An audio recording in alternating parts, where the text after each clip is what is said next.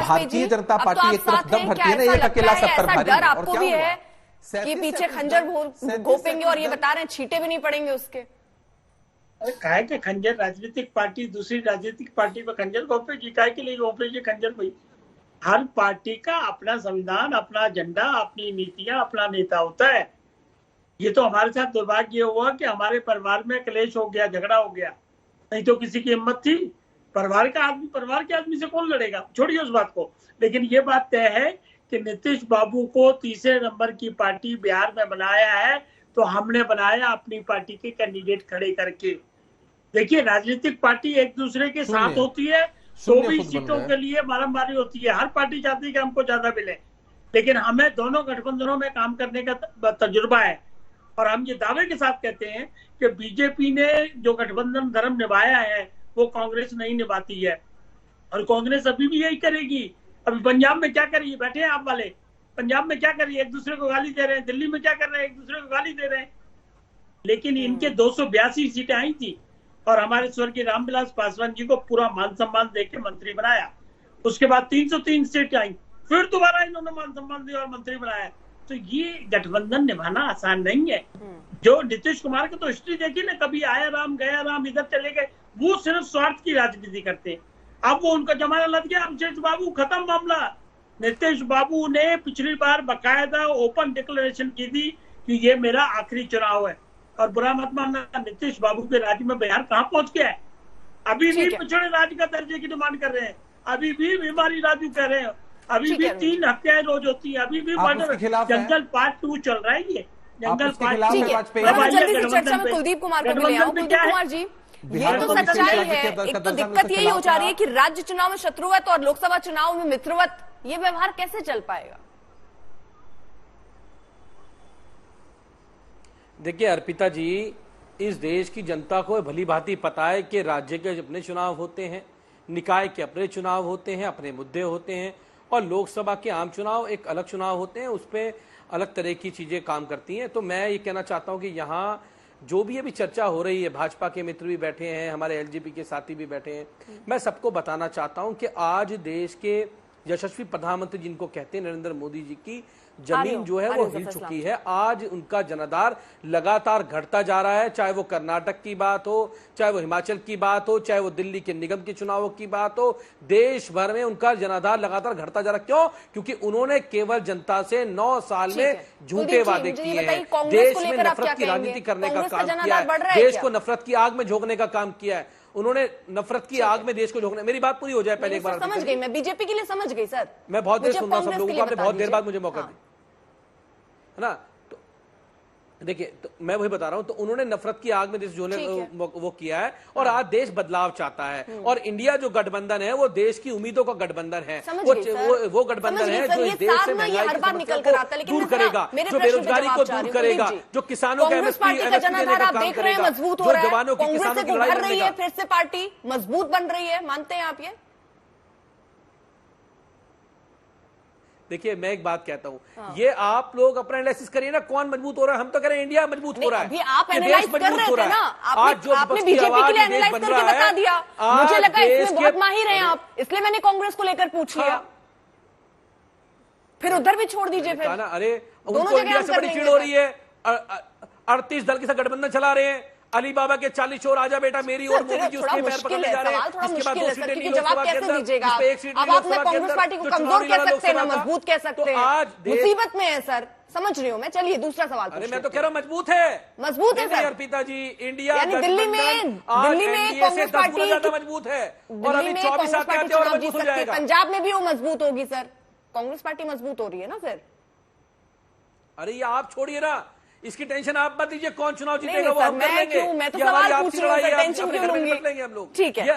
देखिए, ये लड़ाई आप ये सोचिए कि जो भी कैंडिडेट हो, जो भी पार्टी हो, वो देश के अच्छा चलिए, एक सवाल का जवाब दीजिए कुलदीप जी। अच्छा चलिए दूसरा सवाल, शायद ये थोड़ा आसान हो सर। मेरा दूसरा सवाल ये है कि अगर मान लीजिए ये आपका गठबंधन जीत जाता है और ये केंद्र में आप लोग सत्ता में आ जाते हैं, उसके बाद राज्यों के चुनाव में आप लोगों की ऐसे ही चलेगी, पंजाब में या फिर दिल्ली में, फिर अगर कहीं कोई कमी होती है तो क्या आप ये बोल पाएंगे? जैसे अभी तो आप बोल रहे हैं कि कांग्रेस पार्टी ने क्या किया, दिल्ली में किस तरह डुबो दिया, पंजाब में स्थिति क्या कर दी। क्या जब आप केंद्र में साथ होंगे तो क्या राज्यों की कमियां गिना पाएंगे, और कैसे गिनाएंगे फिर?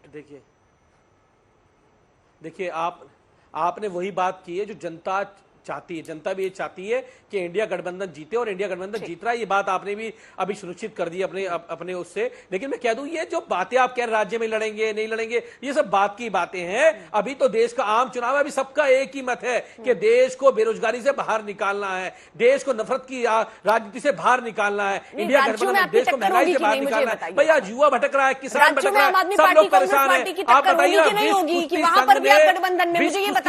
भारत कुश्ती संघ को बैन कर दिया। ये कैसे सोच रहे हैं अर्पिता जी, देश का मेन मुद्दा क्या है? दल सर ऐसा होता है ना सर, दल हर जगह साथ होते हैं, राज्य में भी केंद्र में भी। ये आम आदमी पार्टी और कांग्रेस समझ नहीं आ रही। आप ऐसे तो साथ हैं केंद्र के लिए, लेकिन राज्य में एक दूसरे के अगेंस्ट लड़ रहे हैं। ये कैसे हो पाएगा सर?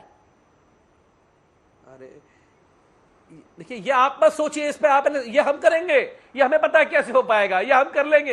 ये आप छोड़ दिया। आप ये देखिए कि विश्व कुश्ती संघ ने भारत कुश्ती संघ को बाहर कर दिया, क्योंकि ब्रजभूषण सिंह की पार्टी बचा रही थी। देश के प्रधानमंत्री ने एक सांसद को बचाने के लिए उस पर रेप के आरोप थे, भारत कुश्ती संघ को उससे बाहर कर दिया, देश को उससे बाहर करवा दिया। चलते मणिपुर में प्रधानमंत्री नहीं बोले। भाई आज मुद्दा देश का ये है, इस देश का मुद्दा महंगाई है, बेरोजगारी है, बिल्कुल बात होनी चाहिए। चलिए अभय जी। अर्पिता जी, राज्यों के स्तर हम एक दूसरे के, अर्पिता जी मैं अपनी बात खत्म कर लूं पहले। राज्यों के स्तर पर हम एक दूसरे के सामने लड़ते हैं, वो लड़ते रहेंगे। देश बचाने की लड़ाई है। हम सब लोग मजबूत होंगे तो मजबूती से लड़ पाएंगे। लेकिन एक विश्वास दिलाता हूं। नहीं सर, ये कैसे होगा? मैं ये विश्वास पहले इस पे दिलवाइए मुझे, नहीं समझा मुझे। केंद्र में आप साथ हैं, राज्यों में एक दूसरे के अगेंस्ट लड़ेंगे। मैं आपको एक छोटे से उदाहरण से समझाता हूँ। छोटे से उदाहरण। ठीक है। आपने अमित शाह साहब और प्रधानमंत्री जी का भाषण सुना होगा।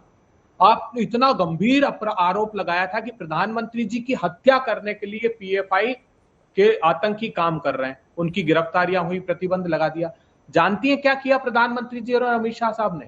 कर्नाटक में पीएफआई का राजनीतिक संगठन एसडीपीआई अभी कर्नाटका की हार की डर से उनको समर्थन दे दिया लोकल बॉडी में। इससे बड़ा कुठाराघात, विश्वासघात हो सकता है देश के साथ?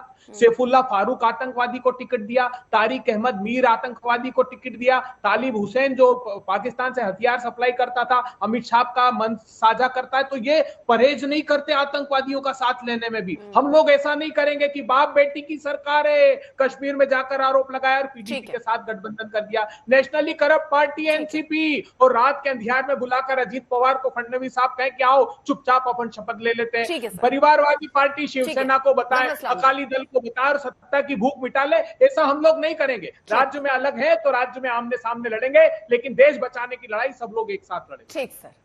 जफर इस्लाम जी। हाँ। अर्पिता जी ये झूठ फैलाने का काम कर रहे हैं। हमारा कोई ना उसका गठबंधन, न कोई सपोर्ट। जो ये बार बार एसडीपीआई का है, इन लोगों ने, प्रवक्ताओं ने झूठ बोलने की इन लोगों ने ट्रेनिंग ली है। मैं साफ साफ खारिज करता हूं कि ये मनगढ़ंत कहानी, ये जाके झूठ फैलाने का काम कर रहे हैं। इन पे जो है कार्रवाई, लीगल कार्रवाई की जाएगी। दूसरी बात, मैं एक और बात कहना चाहता हूं आपसे कि सूर्य बीच में मत बोलिए, मैं आपके बीच में नहीं बोल रहा था, अपने आप समय में बोलिएगा। दूसरी बात मैं कहना चाह रहा था कि आज अरे बीच में मत बोलिए। अरे अभी आपको लीगल कार्रवाई होगा तब समझ में आएगा। दूसरी बात में अर्पिता जी मैं आपको ये बोलना चाह रहा हूँ कि ये आज अनाउंसमेंट देखिए, आज मध्य प्रदेश के यहाँ रिप्रेजेंटेटिव है कांग्रेस के।